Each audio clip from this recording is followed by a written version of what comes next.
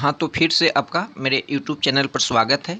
तो आज हम लोग बिहार एसएससी के प्रीवियस ईयर के प्रश्नों का जो है नेक्स्ट पेपर को हम लोग एनालिसिस करेंगे। इससे पहले जो है हम लोग 12 प्रश्न पत्रों को जो बिहार एसएससी द्वारा आयोजित कराई गई 12 प्रश्न पत्रों को जो है हम लोग एनालिसिस कर चुके हैं। यदि अभी तक आप उन सभी प्रश्न पत्रों के एनालिसिस को नहीं देखे हैं तो आप हमारे चैनल के प्लेलिस्ट सेक्शन में बिहार सचिवालय सहायक नाम से एक प्लेलिस्ट बना हुआ है, वहां पर जाकर आप देख सकते हैं। वहां पर 12 वीडियो को जो है एक साथ प्लेलिस्ट में कर दिया गया है। तो इसी के अंतर्गत आज हम लोग जो है बिहार एसएससी द्वारा आयोजित की गई पूर्व की परीक्षा का हम लोग एनालिसिस करेंगे। तो आप देख सकते हैं स्क्रीन पर कि बीएसएससी यानी बिहार स्टाफ सिलेक्शन कमीशन द्वारा ये परीक्षा आयोजित कराई गई थी। जूनियर इंजीनियर यानी जल संसाधन विभाग पुनर्परीक्षा जो 25 फरवरी 2018 को आयोजित कराई गई थी।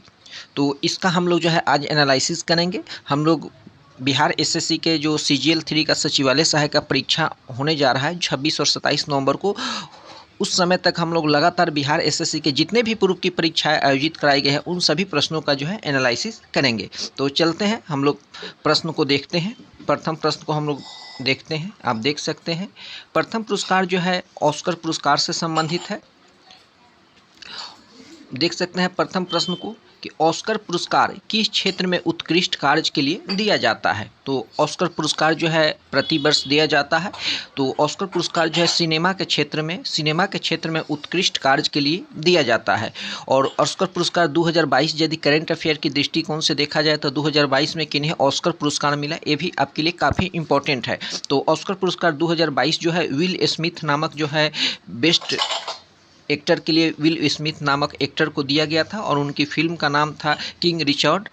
ये जो थे विल स्मिथ, इनको जो है ऑस्कर पुरस्कार 2022 से सम्मानित किया गया था। चलते हैं हम लोग नेक्स्ट प्रश्न को देखते हैं। भारत में पंचायती राज प्रणाली लाने का मुख्य उद्देश्य क्या था। हमारे देश में जो पंचायती राज प्रणाली स्थानीय स्वशासन के अंतर्गत स्वचालित की जाती है, जो त्रिस्तरीय पंचायती राज प्रणाली है, इसका लाने का मुख्य उद्देश्य क्या था। तो राजनीतिक शक्तियों का विकेंद्रीकरण कर आम जनता के हाथ में देना, यानी जो राजनीतिक शक्तियाँ है उसको छोटे स्तर पर उसको विभक्त कर कर आम जनता के हाथ में कुछ पावर देना। तो पंचायती राज के बारे में अक्सर हम लोग देख रहे हैं कि प्रीवियस ईयर के सभी पेपर में जो है पंचायती राज से प्रश्न पूछे जा रहे हैं। तो हम लोग थोड़ा पंचायती राज पर जो है डिस्कस कर लेते हैं। पंचायती राज जो है एक आपका ग्रामीण स्थानीय स्वशासन की एक क्या है प्रणाली है। और पंचायती राज हमारे देश में जो है 73वें संविधान संशोधन द्वारा 1992 में जो है इसे संवैधानिक मान्यता दिया गया। और इसके अंतर्गत जो है 29 विषय को जो है सम्मिलित किया गया है, रखा गया है।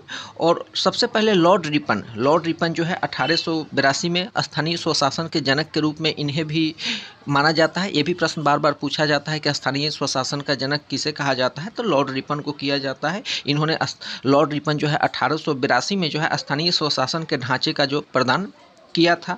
फिर 1900 जब हमारा देश आज़ाद हुआ तो 1957 में क्या होता है कि एक कमेटी का गठन किया गया, जिस कमेटी का नाम था बलवंत राय मेहता समिति। तो बलवंत राय मेहता कमेटी का गठन किया जाता है। तो बलवंत राय मेहता कमेटी जो है एक सिफारिश देता है जिसमें पंचायती राज के 3 स्तर को वो जो है अनुशंसा करते हैं। एक पंचायत लेवल पर ग्राम पंचायत, फिर उसके बाद एक ब्लॉक लेवल पर जो है पंचायत समिति का, और फिर तीसरा जो है जिला लेवल पर जिला परिषद की गठन करने का जो है वे प्रपोजल देते हैं।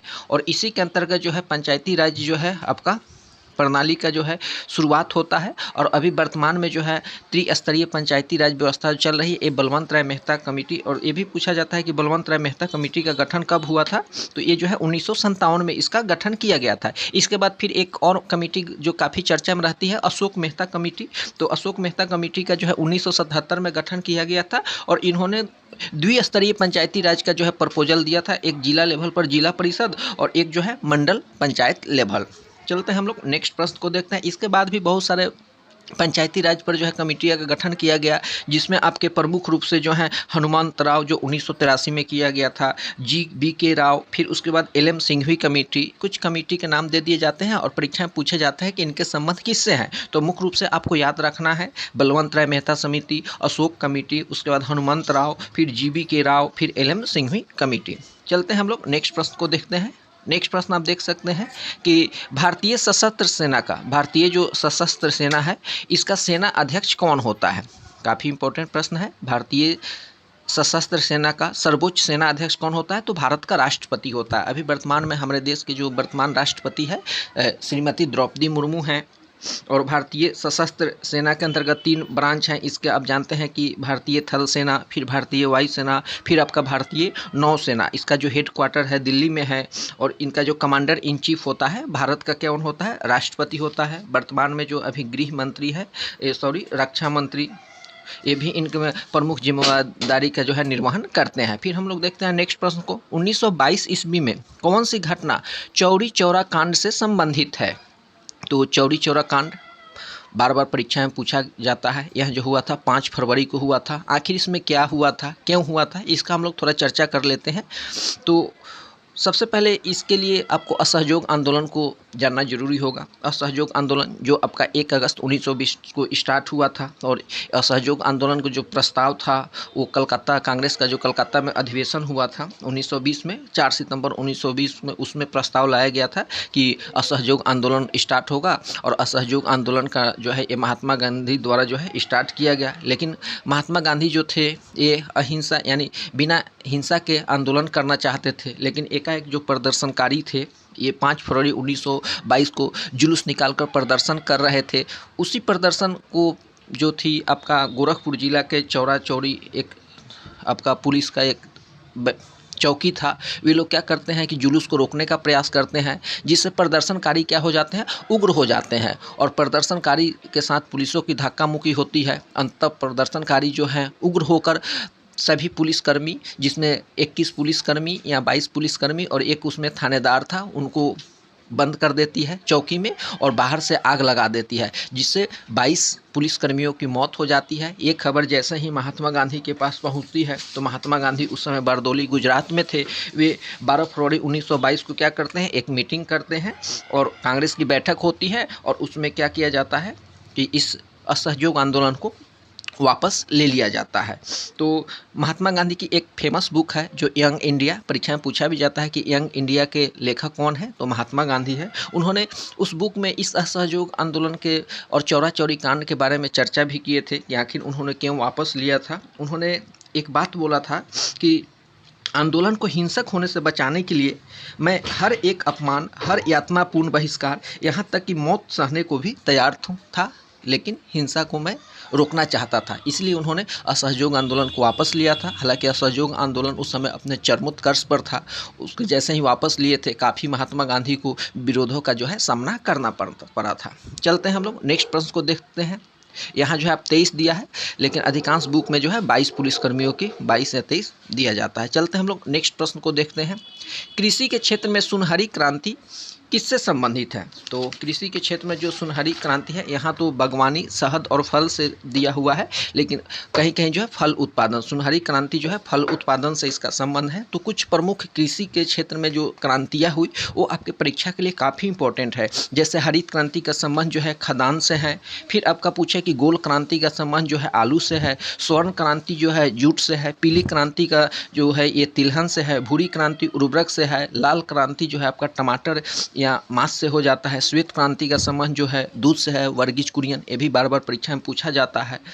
चलते हैं हम लोग नेक्स्ट प्रश्न को देखते हैं कि भारत का संविधान किस दिन को अपनाया गया था? तो भारत का संविधान जो है 26 नवंबर 1949 को जो है अंगीकृत कर दिया गया था। देखिए भारतीय हमारे देश का जो संविधान है इसको बनाने में 2 वर्ष 11 महीना 18 दिन लगे थे। टाइम को आप याद कर लेंगे, 2 वर्ष 11 महीना 18 दिन। इसके प्रारूप पर जो है लगभग 114 दिन जो थी बहस हुई थी। और इसको अंगीकृत कब किया गया? 26 नवंबर 1949 को अंगीकृत किया गया। लेकिन संपूर्ण रूप से पूछे कि लागू कब किया गया, तो 26 जनवरी 1950 को जो है संपूर्ण रूप से लागू कर दिया गया।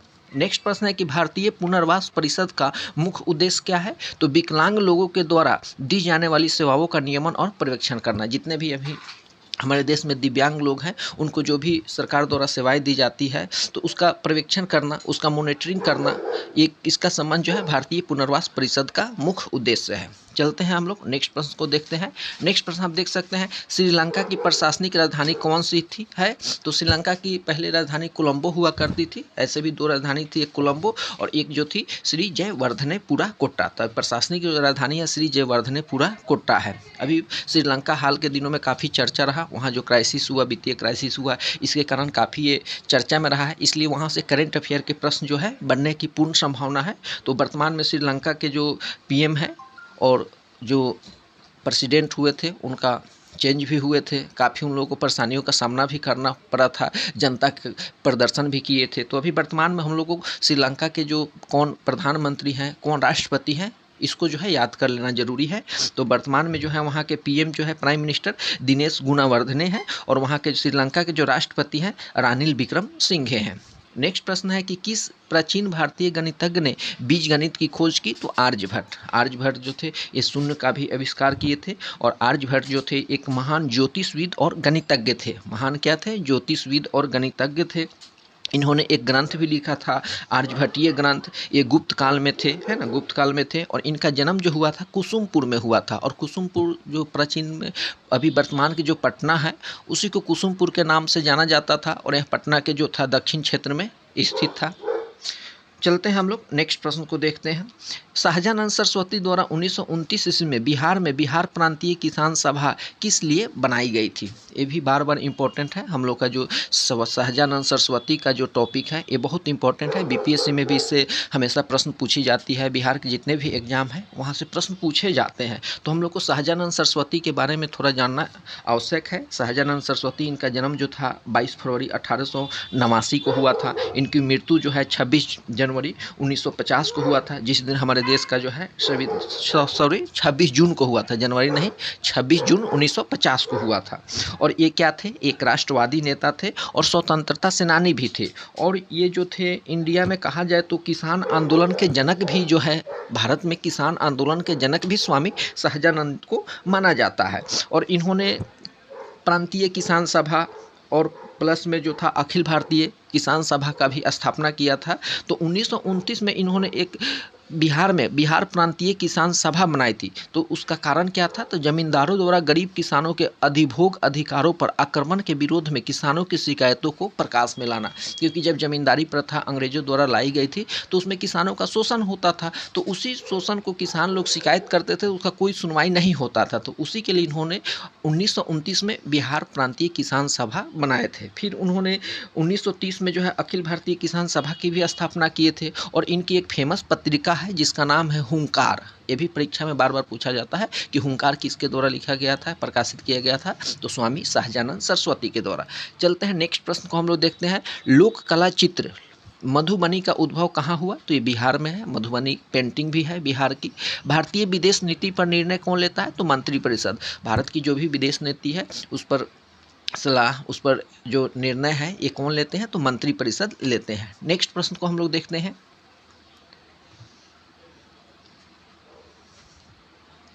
और हाँ, यदि अभी तक आप मेरे टेलीग्राम ग्रुप को ज्वाइन नहीं किए हैं तो आप ज्वाइन कर लीजिएगा, लिंक डिस्क्रिप्शन में मिल जाएगा। वहाँ पर सारे पीडीएफ जो है उपलब्ध करा दिए जाएंगे।